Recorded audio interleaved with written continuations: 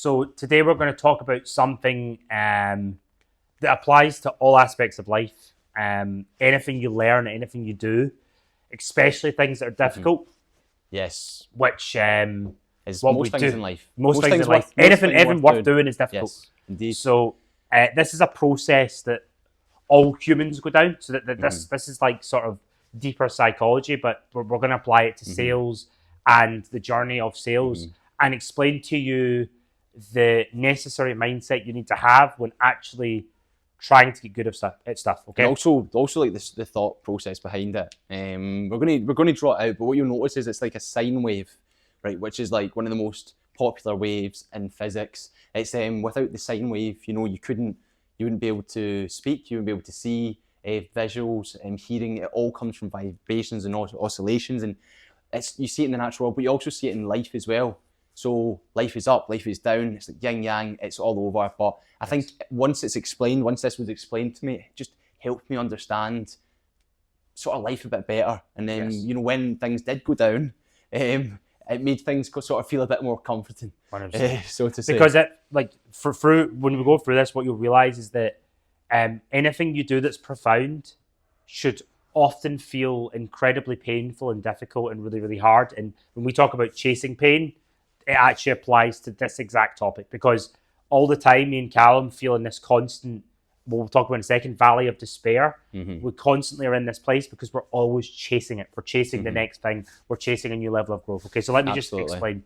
It starts here. There we go. That's what we want. The sine wave. Okay, so right here, right, this is called, this is the stage of anything, right? This stage, okay, is we start anything new. So it might be a new business, it might be a new job, it might be a new, just something exciting new. It's really fucking exciting to start. And we call this uninformed optimism, because at the start of anything, what you have is you're optimistic about the outcome. You have a vision, you've maybe seen someone else be successful at something.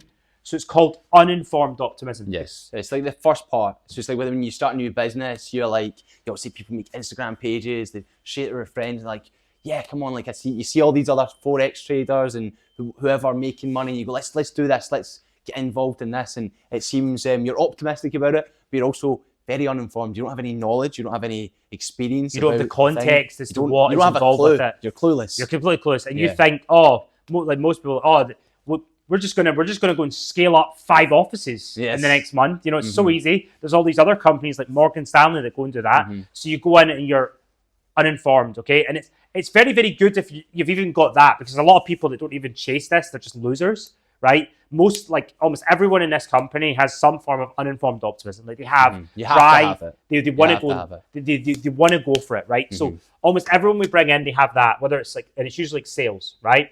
This is the second part here. So this part of the wave. So you start here, you're in the optimism stage, the uninformed optimism, and now you slowly go down here, and now you're at this stage here. Yes. And this is where we start to get context, all right? We start to get context around the difficulties of this thing, okay? So for example, we go into sales, and then we think, okay, my gran always told me I was a good salesman, so I'm a good salesman. And you come in and you learn, actually, there's a whole world of detail around tone. There's a whole world of detail that I didn't realize around what a fact find is. There's a whole world of detail behind how you can use a fact find and the context of it. There's a whole world of detail behind property and the amount of different varying aspects of it. So you come in thinking, I'm just going to sell houses, it's going to be easy, but then you learn that there's more to it, and there's so much more context that I'm unaware of, and I'm crap. This stage is called informed pessimism. So you've now been informed of how difficult it is, and you're on your way down, and you're feeling pessimistic about where you're at. Correct. And this just to make you aware, this is the exact cycle for any salesperson, any business you start, anything you do in your life, informed pessimism. But yeah, next part here is right in the sort of crevice of the hole, the valley of despair. 100%. And like there's a great book called The Dip, the fantastic book called The Dip. You should go and read it. And basically what it explains is that the deeper the input, so the more difficult the thing is, the higher, the same sine wave will be the output. So it acts like a spring. Yes, correct. So the valley of despair and anything difficult or valuable in life, this is where people fucking fail. This is like, it's on the way down, and at the bottom here, it feels horrible.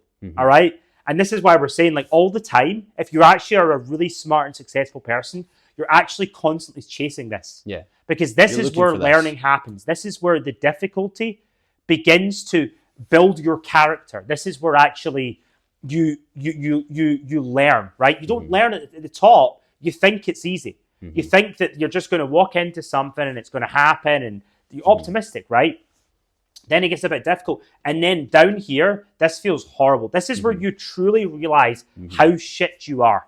And most people cannot face that fact. They cannot face the fact, for example, that to sell a property, there's a world of information I don't understand about property. There's a world of information I don't understand about sales. There's context behind the tone. There's context behind everything. All this information. This is the ego killer. That's what I call it. It's the ego killer. When you get down here, and if you think about Silicon Valley, all the tech companies, right? Why is there such upside on these businesses? Is because, again, it's how deep they go. They end up spending hundreds of millions, billions in losses. Research and development. Uber losing $5 billion a year. Right. They go. They take a dip. They actively understand as investors that we need to. And you know, it was actually Jeff Bezos that said this. One of the reasons why the US is so successful in their venture is he calls it risk capital. So they have the most risk capital of any country in the world. Effectively, they understand that the higher the risk, higher the depth where they're willing to take. Barrier of entry. That's right. The higher that is, the more potential they have right out the other end. The more upside. And that's it. So it's like the key is that you need to decide as an individual when you're coming into business or you're learning skills or you're starting a business, whatever it is, you need to decide how hard a dip am I taking. And when it gets hard, what most people do is they think, oh, I'm shit, or I'm not good, there's nothing in this, this is not for me, this hurts my ego. And then they get personally protective about it. And this is what happens for most people in sales, and why sales has such a large churn rate, or most jobs. A lot of young people nowadays, they get into this pattern, right, where they do this, and then they do this again, they do this, and they go to the next thing, and maybe it's Forex trading, or it's e-com doesn't work, marketing, let me start a marketing agency, let me do the next thing, and they get into this pattern of just literally just doing the same thing over and over and over and over again. And you know, the key part of it is if we actually draw out what success looks like, it looks like this. Because the whole way through from stage one, you had nothing. Like when you were uninformedly optimistic, you weren't achieving, right? So for example, you walk into sales, you're uninformed optimistic, you think you're going to be great. You come into sales, you earn nothing, you're on a base salary, you've got commission potential, you're excited about it at this point. But then you walk in, you realize very quickly there's so much you need to learn, you're still earning nothing. And then this is where it sucks. You're in the same place as you started. Nothing's changed. But actually now it's hard. Now I don't feel the same way as I did. I was excited and happy and uninformed here. The honeymoon period. The honeymoon period's gone, and now I'm like, oh shit, this is harder than I thought. Yes. And then most people, they quit here, and then they go on to the next thing. What's crazy to me is the fact that people like quit, and we'll explain the next thing here, I think is the point here. But they quit just right before they're about to go up. So like the amount of when it gets most painful. The amount of people that I know that have literally like quit, and then I see, and it's like you see what happens after they quit, and then things start to work, and you're like, oh, if you just sticked out, like you sticked out the year, 2 years, or 2 months, 3 months, whatever it is here, that much pain that it's like if you just stayed for literally another month, 2 months, you just battered it out, you just fought the valley of despair, then you'd make it to the other side. I've seen it so many times with the best. And what does the other side look like? Truly, I mean, how quick? This is the point as well. Like you might think it's a nice upward like this. When the success actually comes, you hit that point, it is rapid growth. It's like quick. It's exponential. Like if I talk about my own career, like when I started the first 3 years, 4 years of business, I mean, I was doing business when I was 14. Right, but actually, first 3-4 years of business, I started the second year of university. It was like 4 years of losing money, making nothing. Yeah. So you're on a job right now, getting paid to learn. It's like I laugh at you because I literally was losing money to be a business person. I was paying people. I was trying all these things. I was just like I spent my dad's inheritance, which I was more than fortunate to have, and it was like £50,000. I spent that over 4 or 5 years, gone, zero, zilch. Right, but then from that, it put me in a really difficult situation. I was unbelievably in this valley of despair for so many years, unaware, didn't know how to sell, didn't know how to work. But then from all of this turmoil, this really hard work that I somehow managed to push myself through because I was passionate, because I believed myself, I got to this point, and from actually the time of starting the first marketing company, like we're talking like a year before I was a millionaire. It was like that. Like the explosion was fucking dramatic because all of this stuff, all of this context, all these things, it gave me so much backing to be able to actually build a really big company really all the quickly. skills, I had the skills. everything that you've learned, and that's where the next part comes in. The last part, where it's roughly around about, I think you can draw it out with the informed optimism. So it's the final part. It's just there. Informed optimism. So you're now informed, but you've got the optimism starting to come back. You're reaching for positivity. You start to feel the same way, and really it gets up here because it really starts to get better. This is where the success is, right? And this graph here that we're showing you, this has been around since like the 1920s. It's called the cycle of change. So when you want to change, right, where you're here, you want to get here, something needs to change, and this is called the cycle of change. What you'll notice is like it's actually a really nice place to be in a lot of things. Where actually you're almost like clairvoyant, and you kind of know what's going to happen before it happens, right? And it's a really, really great place to be. Like we've certainly got that when it comes to sales and sales management. We're still learning so much. We're in this cycle just now when it comes to scaling up massive teams, massive offices, massive businesses. That's where we are just now. Technology, we're launching this app, this website. Like we're totally in this. Yeah. Like we were totally in this valley of despair. Like when we started this app, we didn't realize that there was a whole big world to how maps work, with Google Maps APIs and all this stuff. So you end up in this valley of despair. You realize actually building an app's not as simple as it seems. Building out multiple offices is not as simple as it seems. Now the magic of what we do is that we know. We know walking in, like we know starting a new office or open up this stuff. We're like, we say to ourselves, we're like, we are so retarded right now. We're so here, and that's okay. That's cool because I know it's going to be horrible. It's going to be, like we said the minute we walked down to Manchester, what we said was this is going to be one of the most painful moves we make. It's going to be so horrible. It's going to hurt like fuck. And it was worse. It was worse than what we even imagined. Right? And again, it's like for every new level, there's a new devil. So it's like every single time. So you'll have this the cycle of change. You'll go through it. You'll get to the other side. The other side is success, right?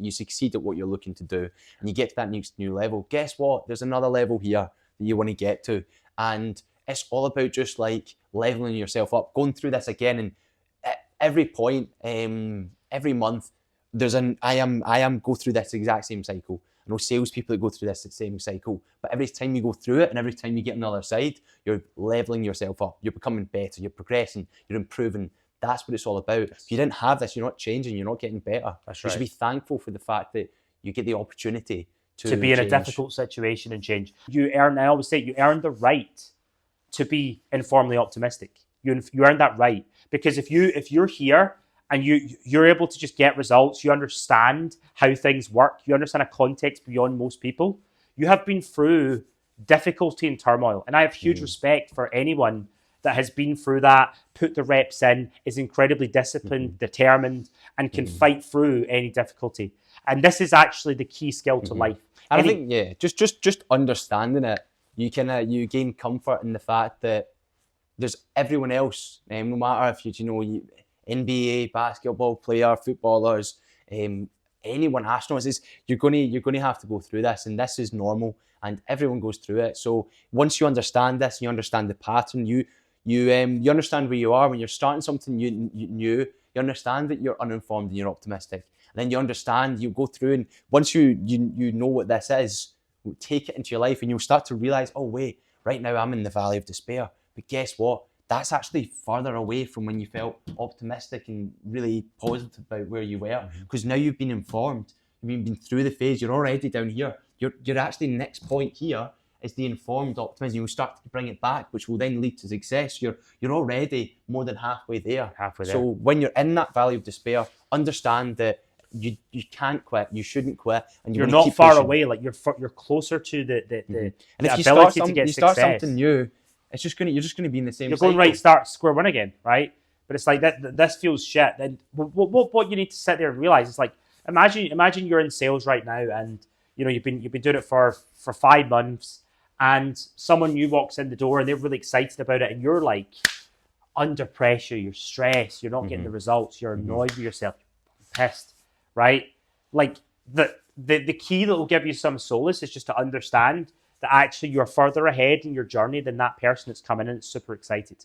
Do not compare yourself to someone even that's if here. even again if they get a sale here and you're on 0 sales, they're in the optimistic, uninformed stage. At least you're actually further.